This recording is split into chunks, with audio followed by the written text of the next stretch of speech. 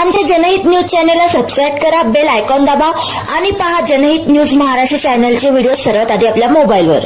ग्रामीण आदिवासी बहुल भागामध्ये दीपोत्सव साजरा। मागील 15 वर्षे विविध क्षेत्रांमधून भरीव योगदान देणाऱ्या स्वर्गीय रुक्मिणीबाई पोपेरे चॅरिटेबल ट्रस्टच्या माध्यमातून यावर्षी देखील अंबरनाथ येथील आदिवासी बहुल चिखलोलीपाडा इथे आदिवासी कुटुंबियांसमवेत दीपोत्सव साजरा करीत त्यांना परिपूर्ण आहार दान करण्यात आलं।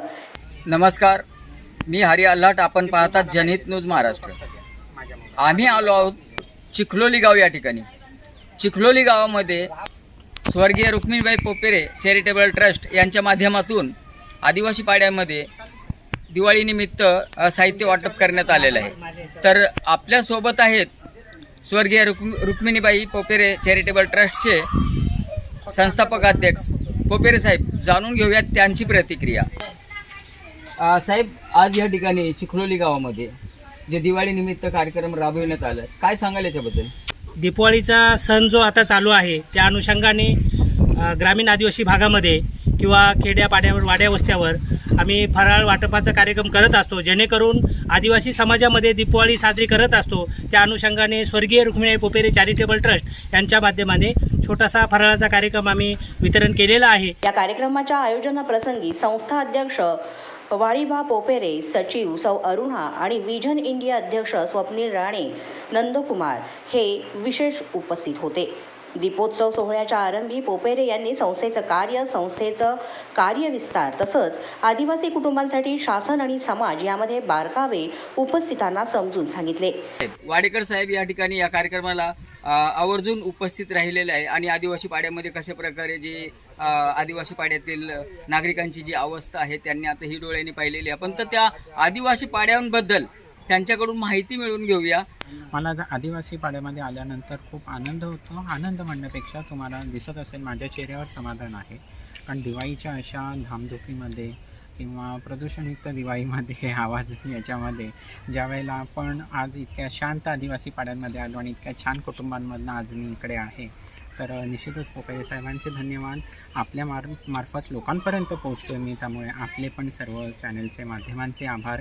आणि निश्चितच मी पुढच्या वेळेला येईन, त्यावेळेला आदिवासींसाठी काही ना काहीतरी भरघोस असं घेऊन येईन आणि आपल्याला आवश्यकता आहे। मी आपल्या माध्यमातून सगळ्याच प्रेक्षकांना हे पण सांगेन की अशा आदिवासी पाड्यातून तुम्ही तुमची दिवाळी साजरी करा। सचिव सौ अरुणा यांनी मध्यमवर्गीय कुटुंबातील आधार म्हणजे स्त्रिया यांना त्यांच्या भवितव्याविषयी सखोल मार्गदर्शन केलं। शासन आणि समाजामध्ये संस्था एकोपा, बांधिलकी आणि सामंजस्याचा दुवा ठरतात।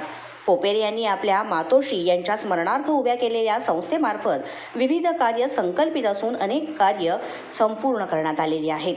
त्यांच्या कार्यास योग्य प्रतिनिधित्व मिळावं तसंच योग्य न्याय मिळावा यासाठीच आज विदेश दौऱ्याच्या पार्श्वभूमीवर मला इथे भेट द्यायला अभिमान वाटला, असं प्रतिपादन विजन इंडिया अध्यक्ष स्वप्नील राणे, नंदकुमार यांनी सांगितलं। वाडेकर साहेबांनी खूप चांगली माहिती दिलेली आणि आदिवासी पाड्यांमध्ये आज आपण म्हणतो की मागासलेला, पण वाडेकर साहेबांचं स्पष्ट म्हणणं आहे की हा मागासलेला नाही नसून असे कुठलाही भाग मागासलेला नाही, तो दुर्लक्षित मानला गेलेला आहे। तो काही NGO आणि संस्था आजही या ठिकाणी येतात आणि त्यांना सहकार्य करतात। या सोहळ्यात स्थानिक रहिवासी, ग्रामीण आदिवासी, विविध पाड्यातील लहान मुले, वृद्ध, कष्टकरी मंडळी उपस्थित होते। तसंच पोपेरे परिवारातील कुमारी नीलया, तनया, आकेश सीद, स्वाती वाघे, पूजा उघडे, तारा सीद, शारदा वाघे, सोनाली मुकणे, आशा वाघे यांचं सुद्धा मोलाचं सहकार्य लाभलं। आपल्यासोबत आहेत पोपेरे ताई त्यांच्या प्रतिक्रिया जाणून घेणार आहोत की त्या या पाड्यावर आल्या आणि त्यांनी जे मदत कार्य केलेलं आहे, तर त्यांची प्रतिक्रिया आपण जाणून घेत आहोत।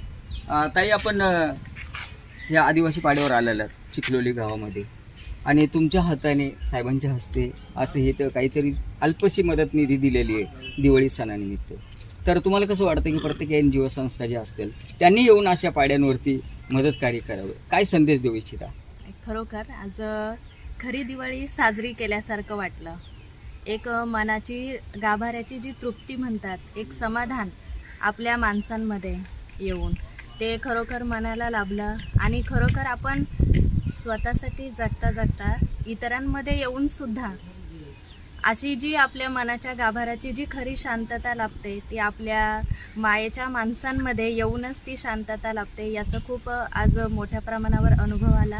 आणि या संस्थेच्या माध्यमातून मलाही या ठिकाणी येता आलं आणि आमचे वाडेकर साहेब जे म्हणाले की मॅडम साहेब मी नक्की जेव्हा पुढच्या वेळेस येईल तेव्हा पुढची दीपावली भरघोस अशी माझ्या या आदिवासी बांधवांमध्ये या दुर्लक्षित समाजांमध्ये साजरी करण्याचा प्रयत्न करेल. आणि आमच्या पोपेरे साहेबसुद्धा म्हटले की वेळोवेळी मी आणि माझ्यासारख्या इतर ज्या संस्था आहेत, दिवाळीच काय इतर दुसरे देखील सण असतात, ते सण किंवा इतर आणखी काही बाबी असतील ज्या ठिकाणी माझ्या समाज बांधवांना गरज आहे आमच्या हाकेची, त्यांनी हाक मारताच आम्ही यावं, त्यांच्या मदतीला यावं अशी ज्या ठिकाणी गरज असेल असं खूप या दोन्हीही दिलदार माणसांनी मोठ्या मनाने म्हटलं. आणि हे सुद्धा माझ्या मनाला खूप भावलं की खरंच ही माणसंसुद्धा अगदी खूप महान माणसं आहेत की स्वतःचं कुटुंब सावरता इतरांकडे सुद्धा लक्ष देतात आणि जी मनाच्या गाभाऱ्याची खरी शांतता समाधान आहे ते मिळवतात. धन्यवाद. आता पोपेरे साहेबांचं जे कार्य आहे, समाजकार्य आहे, ते आम्ही पूर्वीपासूनच पाहत आलेलो आहे आणि हे समाजकार्य करताना तुमची मोलाची साथ त्यांना लागते. तर तुम्हाला कसं वाटतं की पोपेरे साहेबांनी अजून पुढे कशी प्रगती करावी आणि कसं ह्या आपल्या समाज बांधवांपर्यंत पोहोचून त्यांना मदत कार्य पोहोचावं, काय अपेक्षा करतात? अगदी तुमच्या प्रश्नाने खरोखर मी भावूक झाले. हो, खरंच मला असं वाटतंय की आमचे जे पोपेरे साहेब आहेत त्यांनी खरोखर म्हणजे हे जे दुर्लक्षित समाज बांधव आहे या समाज बांधवांसाठी खरोखर कार्य केलं पाहिजे. कारण मी जी आज ही एवढी मोठी आहे तीसुद्धा कदाचित मी एज्युकेटेड झाले नसते तर मी सुद्धा माझे जे खेडोपाड्याचे आहेत माझे मायेची माणसं तिथेच मी असते. परंतु खरोखर साहेबांनी एवढा सपोर्ट करून मला पुढे केलं. म्हणजे मला सुद्धा लग्नानंतर त्यांनी छान एज्युकेटेड केलं.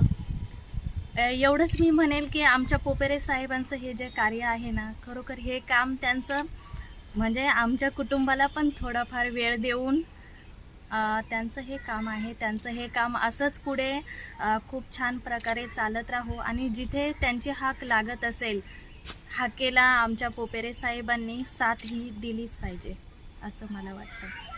ताई खूप छान माहिती दिलेली आहे आणि पुन्हा आपण पोपेरे साहेबांकडे वळूया. पोपेरे साहेब वाडेकर साहेब आहेत, आपल्या ताई आहेत, एवढं तुम्हाला समर्थन मिळते आणि मागील जे कार्य पाहिलं आम्ही तर खूप भरभराटीचं होतं आणि चांगल्या प्रकारे उत्तम प्रकारे तुम्ही केलेलं आहे.